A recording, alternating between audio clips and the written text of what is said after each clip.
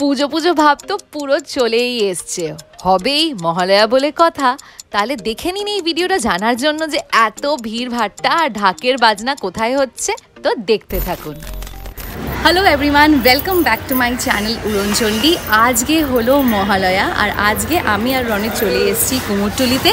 তো আমরা দেখব বিভিন্ন ধরনের ঠাকুর আর তার সাথে এটাও দেখব অনেক পাড়ায় আজকে নিয়ে যাবে ঠাকুর।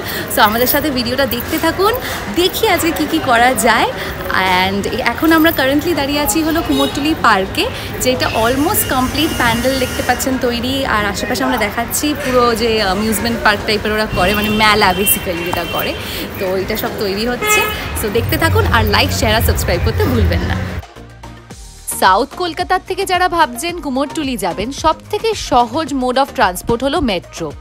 মেট্রো নিয়ে নেমে যাবেন শোভাবাজার সুতানুতি যে মেট্রো স্টেশনটা, আর ওখানে নেমেই আপনি রাস্তাটা ক্রস করলেই দেখতে পাবেন মিত্রা ক্যাফে। ওই গলি দিয়ে হাঁটতে থাকবেন, পুরো ভিড় ওই দিকেই যাচ্ছে। ইনফ্যাক্ট গুগল ম্যাপসও খুব ভালোভাবে কুমোরটুলি বুঝিয়ে দেয়।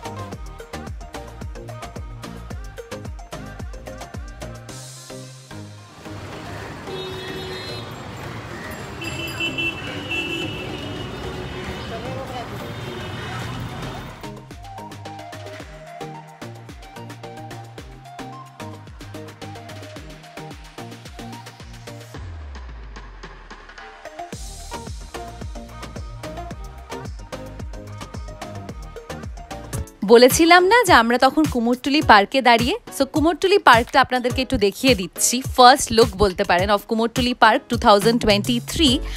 এটা বলে দিই যে কুমোরটুলিতে যাওয়ার আগে কুমোরটুলি পার্ক পড়বে, তো আপনারা এটা ঢুকে দেখতে পারেন। এখনও কাজ চলছে, মেলাটা বসে গেছে, মানে পুরো মেলাটা না, রাইডসগুলো বসে গেছে, অনেক রাইডস লাগানো হয়েছে। আর তার থেকে সব থেকে বেশি ইম্পর্টেন্ট হলো প্যান্ডেলটা। তো চলুন একটু প্যান্ডেলটা দেখা যাক কি করেছে। মেলাটার পিছন দিয়ে যখন ঘুরে আসছিলাম, দেখতে পেলাম সাপসিঁড়ির যে খেলাটা আমরা খেলতাম, যে বোর্ড গেমটা, ওইগুলো ভেতরে লাগানো আছে। ওপরে দেখতে পাচ্ছেন একটা বিশাল বড় সিংহাসন, আর তার নিচে পুরো চেসের মতন এরকম ঘর বানানো, আর মাঝখান দিয়ে ল্যাডার্স করা। পুরো সাপসিঁড়ির ব্যাপারটাই কিন্তু ওরা করেছে, পুরো বোর্ড গেমসের ব্যাপারটা।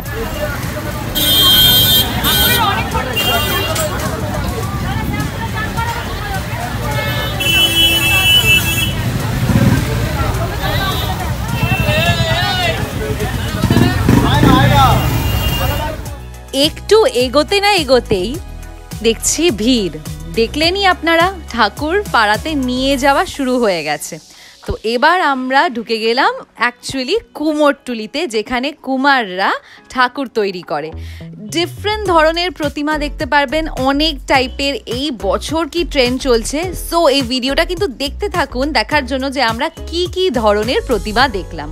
প্রথমেই দেখতে পেলাম এই সুন্দর ছোট ছোট এক চালের মধ্যে যে ঠাকুরগুলো, এইগুলো ইউজুয়ালি দেখবেন বাড়ির পুজোতে নিয়ে যাওয়া হয়। অনেক সময় খুব বড় পাড়াতে যেখানে থিম পুজো হয়, ওখানে যেত থিমের ঠাকুরটাকে পুরো পুজো করা হয় না, অঞ্জলি বা পুরো পুজোর যে প্রসেসটা, ওইগুলো এই ছোট এক চালের ঠাকুরকেই করা হয়। দুর্গা ঠাকুর তো দেখছি, কাছ থেকে দেখছি লক্ষ্মী, গণেশ, কার্তিক, সরস্বতী। সত্যি এত ভালো লাগলো এই এক্সপিরিয়েন্সটা। ফার্স্ট টাইম কিন্তু আমি এক্সপিরিয়েন্স করছি যে মহালয়ার দিন কুমোরটুলি গেছি।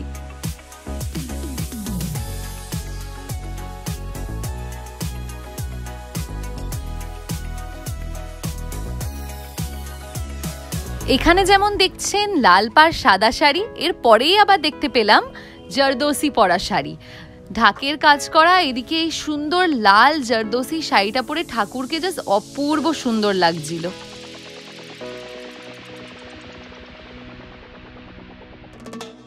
তারপর দেখে নিলাম সবুজ রঙের অসুর আর এই ঘোড়ার মতন সিংহ। এই স্টাইলটা কিন্তু এবার খুব দেখছি। এই হলুদ রঙের যে দুর্গা ঠাকুর, এটা কিন্তু পুরো ছড়াছড়ি ছিল কুমোরটুলিতে। গণেশের বাহন ইঁদুরকে কোনোদিন শাড়ি পরে দেখেছেন? চলুন আজকে ওইটাও আপনাদেরকে দেখিয়ে দিলাম। হঠাৎ দেখি রনিত বলছে এই গায়ে হাতি পড়ে যাবে না তো, তারপরে দেখছি গণেশ ঠাকুরকে উল্টো করে নিয়ে যাওয়া হচ্ছে।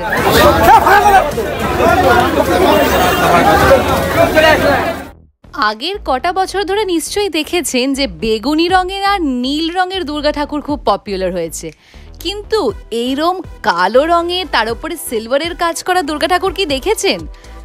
এত ধরনের দুর্গা ঠাকুর দেখলাম, কিন্তু এই যে আইডলটা ছিল, আমি সত্যি বলছি সব থেকে হাটকে আর সব থেকে সুন্দর লেগেছে আমার এই প্রতিমাটা।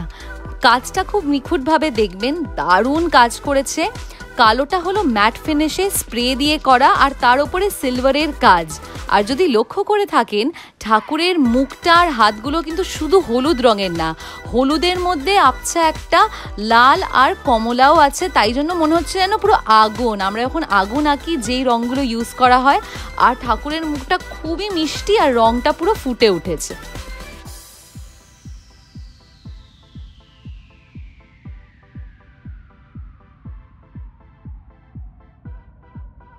এবার আমরা যে প্রতিমাটা দেখছি, হয়তো এটা এই প্যান্ডেলটার বাইরে রাখা, কিন্তু এটাও কিন্তু কোনো একটা পাড়া নিয়ে যাচ্ছিল। এই প্রতিমাটা তো বিশাল বড়, হিউজ আর দারুণ দেখতে। বডির প্রপোর্শনে মুখটা কিন্তু অনেকটা বড় করেছে, যাতে যারা আমরা দেখতে যাই প্যান্ডেল, তারা দূর থেকে ভালোভাবে প্রতিমার মুখ চোখ সব দেখতে পাই। আর একটা জিনিস লক্ষ্য করবেন, প্রতিমাকে যে শাড়িটা পরানো হয়েছে সবুজ পাড় দিয়ে, আর শাড়িটা দেখতে সিল্ক টাইপের লাগছে, পুরো দেখে কিন্তু সাউথ ইন্ডিয়ান সিল্ক মনে হচ্ছে। দেখবেন সাউথ ইন্ডিয়াতে বা সাউথ ইন্ডিয়ানসরা কিন্তু এই শাড়িটা খুব পরে। আর ভাগ্য করে পাশেই দেখলাম আর একটা গাড়িতে লক্ষ্মী, গণেশ, সরস্বতী আর কার্তিক ঠাকুরও রাখা। দারুণ দেখতে লেগেছে আমার এই প্রতিমাটাও।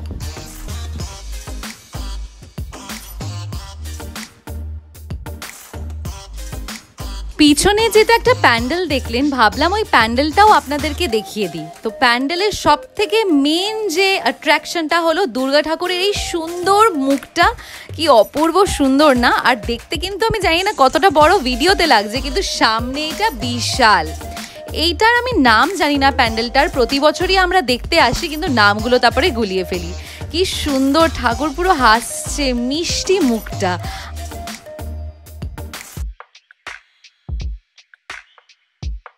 আর প্যান্ডেলটা দেখুন করেছে একদম কবওয়েব বা একটা পুরো যেন একটা কনফিউজিং, জানি না এক্স্যাক্টলি স্ট্রাকচারটা কি, পরেই বুঝতে পারবো, বাট পুরো রেড থিমে আর পুরো ব্যাম্বুজ ইউজ করা হয়েছে।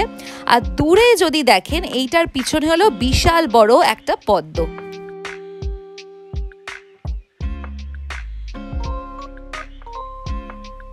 এতক্ষণ দেখলেন মিডিয়াম সাইজের আর একদম ছোট প্রতিমা। এবার চলুন দেখে নিন বিশাল বড় প্রতিমা। মুখ ঢাকা ছিল, কিন্তু দেখতে পাচ্ছেন কত বড়, এটা যে কত ফিটের হবে। পুরোপুরি লাল শাড়ি পরানো। এখানে দেখতে পাচ্ছেন এক চালের মধ্যে সব ঠাকুর রাখা, আর এই ঠাকুরগুলো কিন্তু বিশাল বড় ছিল। এখন আমি আপনাদেরকে দেখাচ্ছি বড় ঠাকুর। বড় ঠাকুর দেখানো হয়ে যাওয়ার পরে আবার আমরা ফিরে যাব মিডিয়াম সাইজের প্রতিমাতে। কার্তিক ঠাকুরের এত রাগী ফেস মনে হয় আমি এই ফার্স্ট টাইম দেখলাম।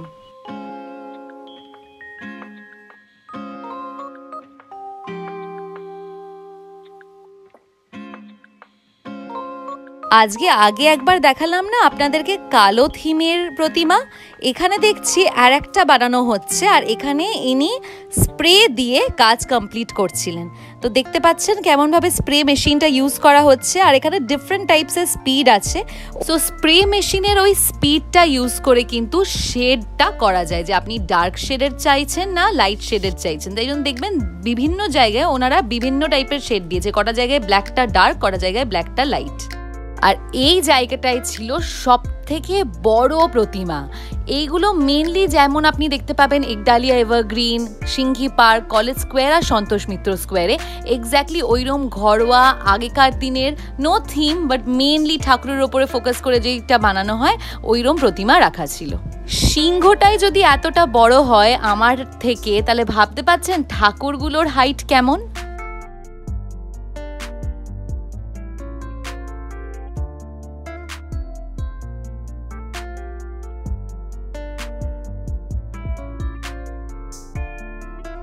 হলুদ রঙের বউ বউ সাজের হাতে শাখা পলা তো আপনারা অনেকগুলোই প্রতিমা দেখলেন, কিন্তু ওইটার যদি বিগ সাইজ বলেন তাহলে এই প্রতিমাটা, যেটা সাইড দিয়ে দেখা যাচ্ছে।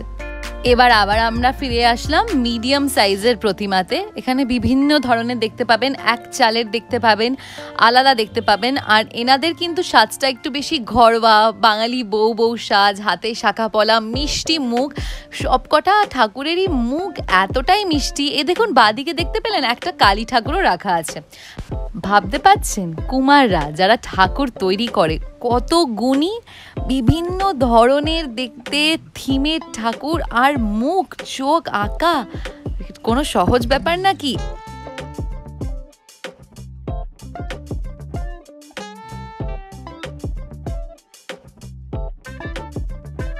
এখানে আবার এনারা বিভিন্ন ধরনের কাজ করছেন, যেমন ঠাকুরের মুকুট, কানপাশা, অনেকজনে শোলার কাজ করছে।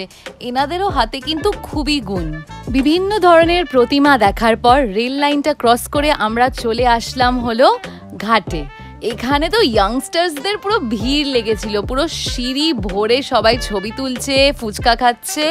আমরা একটুর জন্য দাঁড়ালাম, কেন দারুণ হাওয়া দিচ্ছিল, সত্যি দারুণ লাগছিল, কোনো মশার কামড় নেই, দারুণ হাওয়া, অপূর্ব সুন্দর লাগছিল। সানসেটের একটা হালকা দেখুন আলো হয়ে আছে, এখনো আকাশে কিন্তু একটা কমলা রং হয়ে আছে।